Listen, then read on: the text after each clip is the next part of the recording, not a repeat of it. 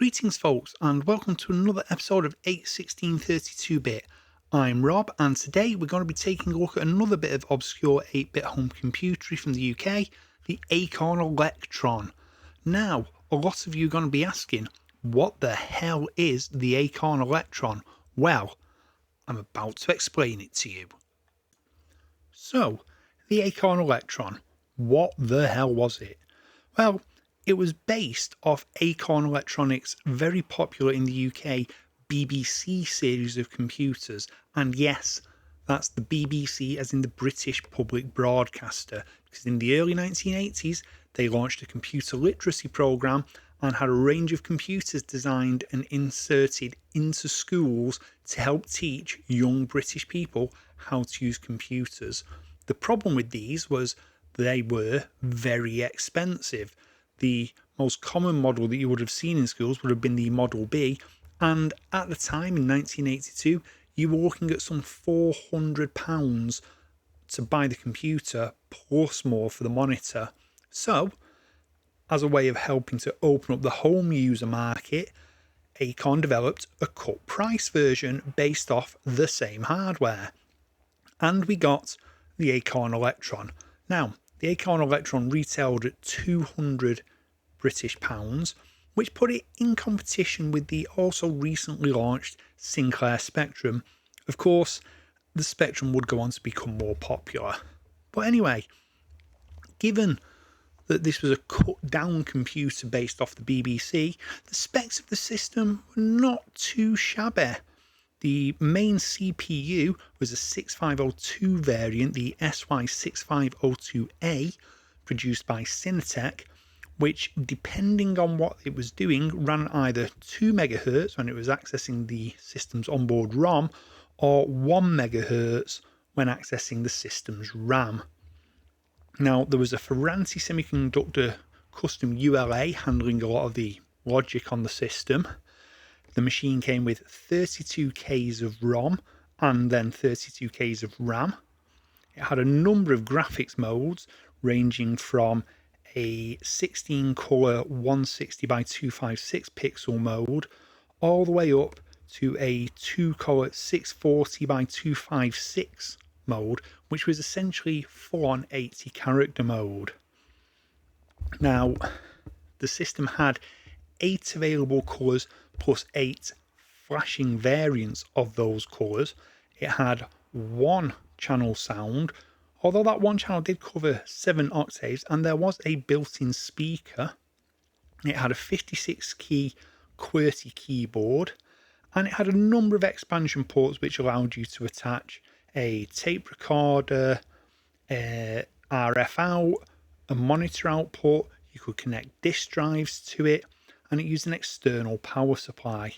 Now, those specs are not particularly amazing, and even compared to the Sinclair Spectrum, they're a little bit basic, but it was still a pretty good machine for the time. Now, many expansions were released for the Acorn Electron. Like I said, there was floppy disk drives able to be connected to it. There was a ROM cartridge add-on available. You could add extra RAM to the system. In many ways, some of the additions were very similar to what could be done with the BBC branded machines, but obviously less so. Now, it wasn't a hugely popular machine. It's reckoned that somewhere in the region of 250,000 Acorn Electrons were sold, predominantly in the UK. Now, the machine was only technically available between August of 1983 and some point in 1985, but games and other pieces of software continued to be produced for it all the way up to the turn of the 1990s, which, for a machine that sold so little, was really impressive. Of course, the Electron, or the ELK as it was commonly known to its users, had a very dedicated, very strong user base, and of course the much more successful BBC series of computers which shifted somewhere in the region of 1.5 million units, made it easy for software to be downgraded to function on the Electron, which in some cases did happen. And yeah, the Electron did see some quite big, popular titles released for it. Obviously, it wouldn't be some kind of Acorn machine without a version of Elite. So that, of course, appeared, and Elite running on what was basically a 1 MHz 32K system is really impressive. There was a version of the legendary one-on-one brawler Barbarian produced, which, whilst it doesn't look the greatest, certainly played okay. You had Repton, which was kind of a mascot for the Acorn machines at the time. There were a few Repton games produced. And, you know, there were other ambitious titles as well. Last Ninja came out for the Electron, as did Last Ninja 2, which is an incredibly impressive technical feat when you look at the limitations of the machine. And those who know the BBC and know the Electron know the game Exile. Exile was, and remains, an incredible arcade adventure for this system, which seems to defy the machine's capabilities quite impressively. Now, the reasons the Electron failed are many and varied, but realistically, the ZX Spectrum was what killed it. In fact, the ZX Spectrum killed pretty much all its competitors of the time. Realistically, there was only the Commodore 64, the Amstrad CPC range, and to a limited extent, in a dim and distant fourth place, the BBC branded machines.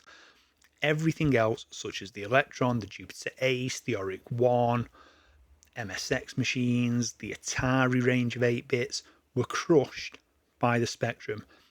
Because frankly, Sinclair did it cheaper. Yes, the Electron launched at $199, which was a great price at the time. However, relatively soon thereafter, the Spectrum was reduced down closer to £129 to £149, and it just sold and sold and sold. Now, which was actually technically the better machine depends on your own personal views. I would say that the Spectrum actually had the edge, given that it was slightly faster in terms of its operations. The games didn't look quite as hideous, although they did have their own unique look. I think it's fair to say that a lot of these Electron games that you've seen here have a very IBM PC CGA graphics adapter look to them, and that's very unique to the Electron. And yeah, it never took off. The Spectrum was supreme, and the Electron just died a slow death. Although, of course, like most other retro formats, there are still games being produced for the Electron to this day by coders who managed to squeeze things out of it, which I think even the machine's creators would have thought were impossible. Now, there is one other thing that came out of the Electron and the BBC series, and of course that was the people behind it, because the BBC and the Acorn Electron were produced by Acorn, who went on to produce the Archimedes computer, which was the first system in the world to utilise Acorn's own custom ARM RISC processors, which of course are now ubiquitous in mobile phones, tablets and various other electronic devices. So without the BBC and this failed little 8-bit home computer, the Acorn Electron, we may never have had the chips that power the modern world. So we owe big debt of thanks to these little machines. Anyway, that's all for this video. As I said at the start, my name's Rob. This has been 8/16/32-bit. Now, if you've liked this video, please do hit that thumbs up. It always helps. If you've really liked it, why not consider subscribing? It's just a little button click away, and you can even ring the bell to be notified when I upload a new video. If you really, really love me, you can see the links at the end of the video and either take out a YouTube membership to the channel or join my Patreon. They're there.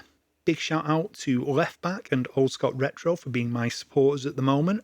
Much love to you guys. And yeah, this is Rob saying this has been 81632-bit, and I will see you on the next video. Bye bye for now.